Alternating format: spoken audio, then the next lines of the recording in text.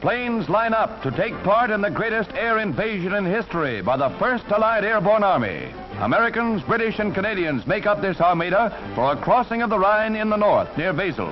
1,500 planes and gliders haul both men and heavy equipment in this leapfrog over German positions east of the Rhine.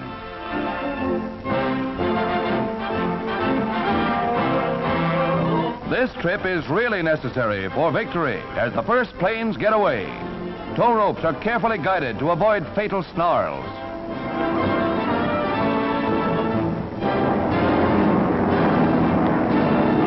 It's a gigantic task to get the troop planes and gliders away from their bases in England safely. A job without precedent in military annals. Takeoff instructions go to the transports when the gliders are once on their way.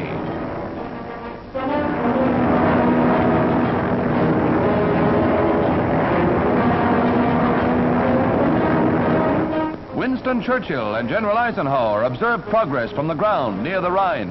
And then the Prime Minister takes a vantage point with Sir Alan Brooke as plane after plane nears the objective. 8th Air Force and British cameramen made these pictures as the men alert for the jump. And this is it. The C-46 plane enables the men to drop from both sides, 18 at a time, speeding up the operation. In a matter of seconds, the sky is filled with billowing parachutes.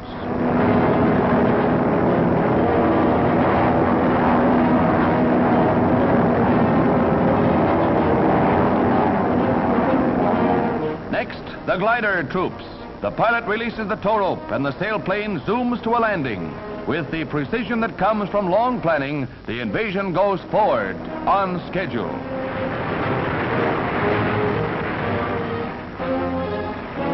The first wave of troops are out fast to take up their positions as they wait for their other buddies to land. One after another, the planes glide in, and some are hit by enemy shells.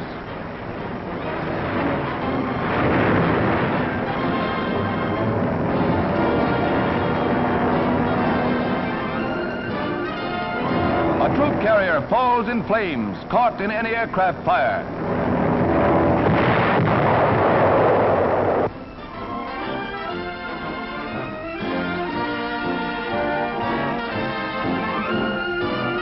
With more split-second timing, artillery opens up. Within 8 hours, 4,000 prisoners were rounded up, and every objective was seized, a flying step to victory.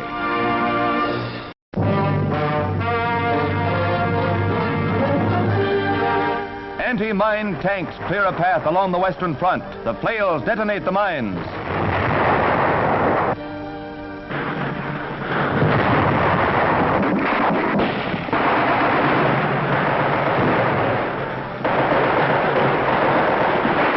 The infantry exploits the General Patton's hard-driving third crashes into historic Koblenz from two sides.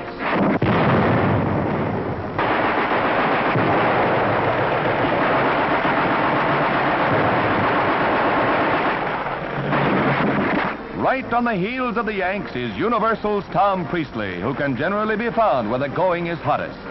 Many of the scenes in this film are from his camera.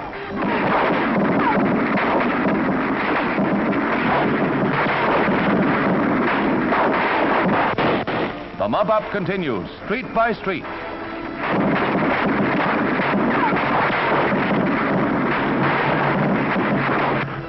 An officer calls on the Nazis to surrender over the loudspeaker, and the Supermen can take a hint when the going is tough.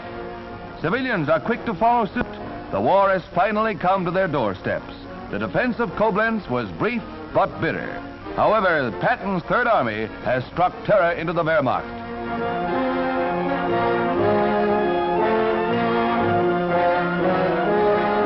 Could be a Hitler hangover, or maybe just a Patton pasting. Another rail center is paralyzed. Looming over captured Koblenz from across the Rhine is the ancient fortress castle of Invades. Koblenz is again in American hands, just 22 years after Allied occupation. Back again.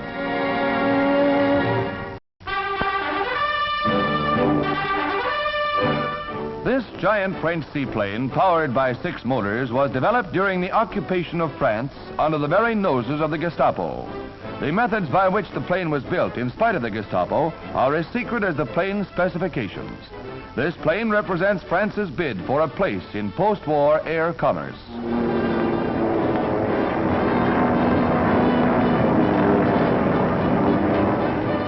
France, a pioneer in aviation, stages a comeback in the world of flight.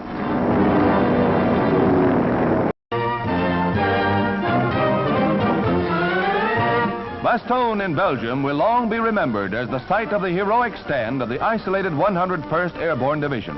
Supreme Commander Eisenhower, in the midst of historic battlefields, honors the Screaming Eagles in a ceremony without parallel in war history. It is a great personal honor for me to be here today, to take part in a ceremony that is unique in American history. Never before has a full division been cited by the War Department in the name of the President for gallantry in action. Watching the presentation is screen actress Marlene Dietrich. The 101st withstood von Rundstedt's final effort to break the Allied offensive when he endeavored to spearhead an attack through Belgium during the Battle of the Bulge. General Eisenhower himself salutes the heroic division, whose commander, General McAuliffe, turned down the German demand for surrender with the famous word, nuts.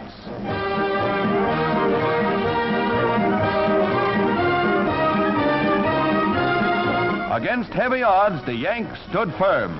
From such bravery, victory is forged.